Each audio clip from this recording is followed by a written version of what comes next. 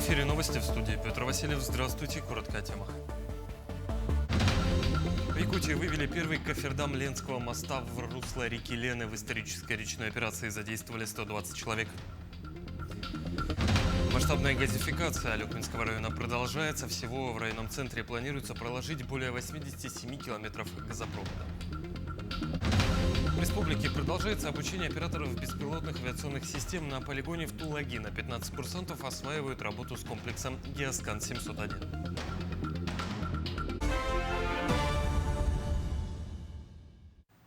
Ранним утром сегодня в русло реки Лены вывели первый кофердам Ленского моста. Это один из главных этапов строительства мостового перехода. В исторической речной операции задействовали 120 человек. Речь идет о кофердаме под опору номер 10. Сплав конструкции в русло реки проводился с помощью 3 буксиров, 2 из которых тянут кофердам с помощью тросов, а 1 толкает сзади. Суммарная их мощность составляет 4800 лошадиных сил. Конструкция весит более 2000 тонн и по высоте сопоставима с 5-этажным домом. Ее переместили по западной траектории на расстоянии в 2300 метров к противоположному берегу, где она фиксировалась якорями. Со следующей недели у нас уже начало дноуглубительных работ. Кофердам был выведен на промежуточную точку для того, чтобы поймать высокую воду и минимизировать объемы дноуглубления. И у нас с этой недели и начала следующей недели начинаются активные дноуглубления. И мы предполагаем, что уже с конца июля мы будем устанавливать кофердам на проектное положение. Только в этом году провести интернет-волс планирует 8 поселений, расположенных в 4 районах республики. Реализация программы «Синергия Арктики» продолжается. Сегодня в Мегино-Кангаласский район в поселок Нижний Бестях поступила партия оптоволоконного кабеля. Узнаем подробности.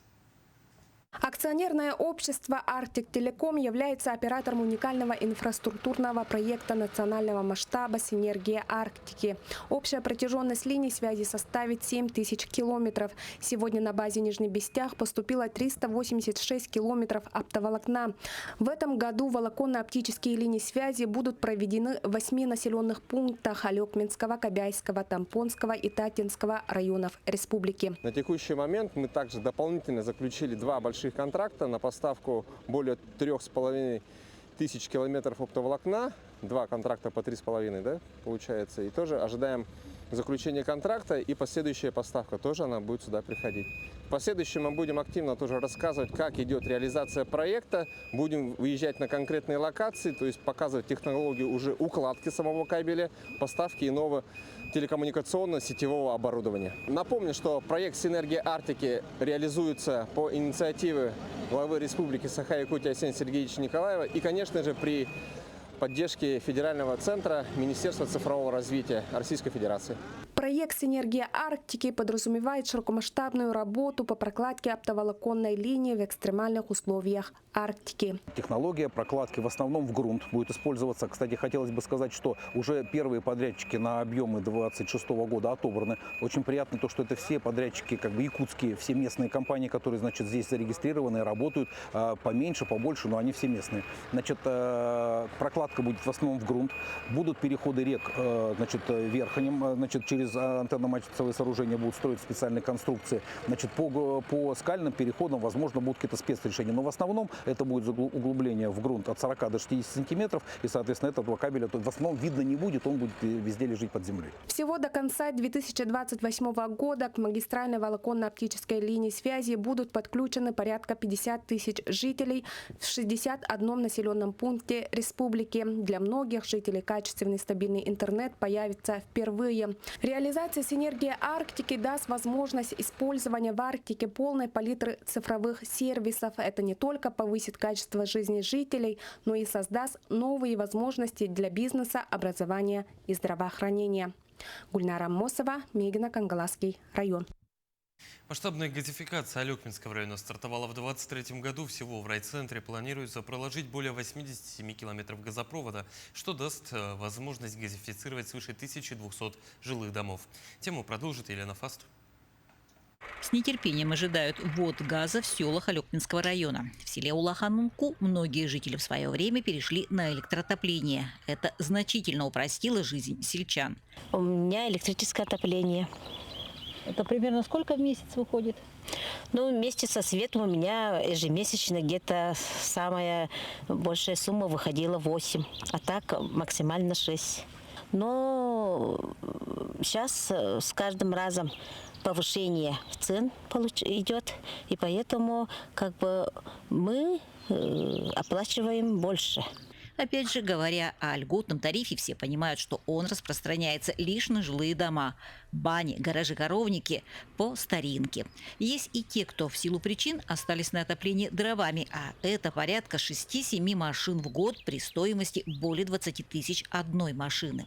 На сегодня у нас в населенном пункте некоторые граждане отапливают свои жилые дома дровами, кто-то отапливается электроотоплением. Конечно же, это дорогостоящее удовольствие, но по экологическим тоже соображениям заготовку древесины тоже желает лучшего. Уже и Деляна находится очень значительно далеко, а когда сейчас придет газ в село, будет значительно легче.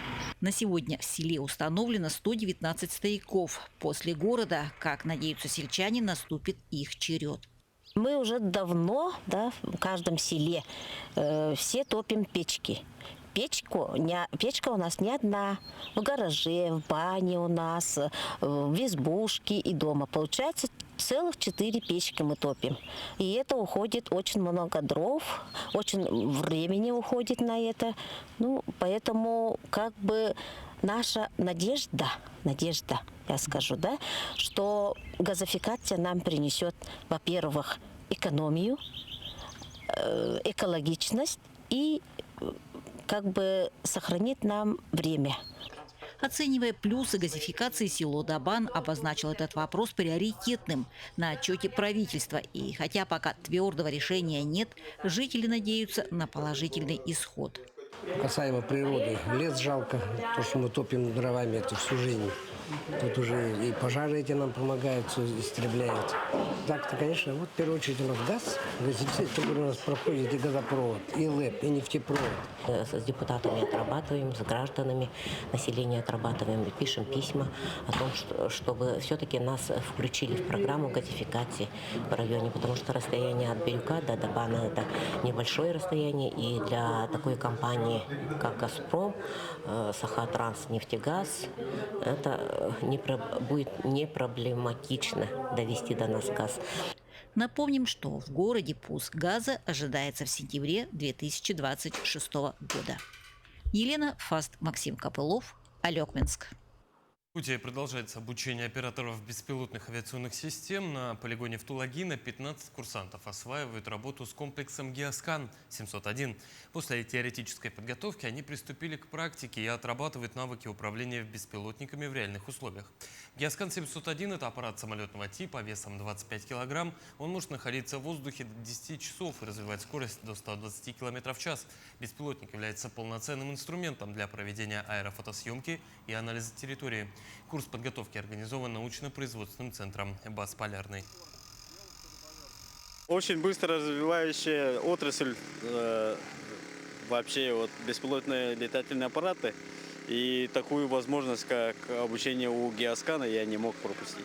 Обучили летать и обслуживать на таких бортах, как Геоскан Gemini, Геоскан 201 и Геоскан 701. Отличия у них очень большие. Вот, например, у нас за спиной 701 борт. Он работает на внутреннем сгорании, на двигателе внутреннего сгорания. А те, которые 201 и Gemini, они роторные. В Верхневилюйске с 27 мая по сегодняшний день волонтер Ольга Захарова объявила сбор посылок для бойцов специальной военной операции. В пункт приема посылок в эти дни привезли много лекарств, средства гигиены, не портящиеся продукты, разную одежду, неводы, маскировочные сети и другое. Все, что нужно и точно пригодится бойцам. В сборе участвовали наслега, разные организации, предприниматели Улуса и все, у кого есть желание и возможность помочь. В эту акцию активно подключились общественники, учреждения, наследная администрация, районная администрация. И все подключились. И видите, каждый приносит свою лепту. И здесь все в одном месте собираем и уже будем отправлять через нашего общественного волонтера, через Ольгу Балаксет будем отправлять всем своим. В 6-м республиканском конкурсе по пошиву военизированной одежды для участников СВО Амгинский район на конкурсе представит команда КС Амма. Команда является победителем регионального конкурса по пошиву одежды. Также в этом году волонтеры филиала добровольческого швейного цеха работают по всем критериям конкурса: экономного расхода ткани, точности кроя и соблюдения размеров. Мастерицам предстоит сшить 10 комплектов летнего варианта экипировки. В комплект входят хлопчатобумажный костюм, нательное белье, дождевик, флисовая толстовка, тактическая рубашка с брюками, футболка, панама, балаклава, вещмешок и шорты.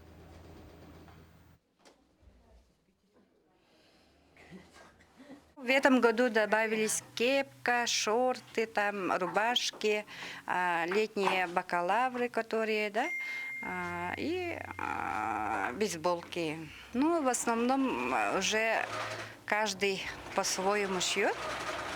Пока готовых пока нету, но уже добавляются по несколько, по 2, по 3 уже есть, конечно. 10 команд испытали себя в открытой военизированной эстафете, посвященной памяти участников СВО: Егора Татаринова, Руслана Яковлева, Ярика Жиркова и Афанасия Потапова. Мероприятие прошло при поддержке администрации Октябрьского наследия и горного района в селе Кюрелях. Дождь и сильный ветер не стали помехой для участников. Они показали свои навыки сразу в 5 дисциплинах. Это тактическая и огневая подготовка, разборка и сборка автомата, метание гранаты и тактическая медицина. Кроме того, сила воли, ловкость и боевой характер – все, что показали участники эстафет.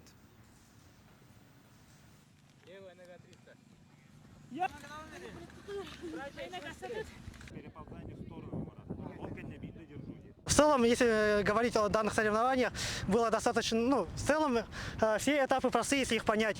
В первую очередь, наша ошибка в коммуникации. У нас отсутствовала минимальная коммуникация, в связи с этим мы не чувствовали друг друга, что является на самом деле ошибкой. В реалиях боевых действий, в первую очередь, общение является таким ключом победы, потому что мы должны контролировать друг друга, помогать друг другу. И когда мы проходили вот весь этот этап, у нас была минимальная коммуникация, в связи с этим у нас было достаточно много ошибок. Будем работать над этим, в следующем году примем участие еще раз. Это были все новости к этому часу. До встречи в дальнейших эфирах.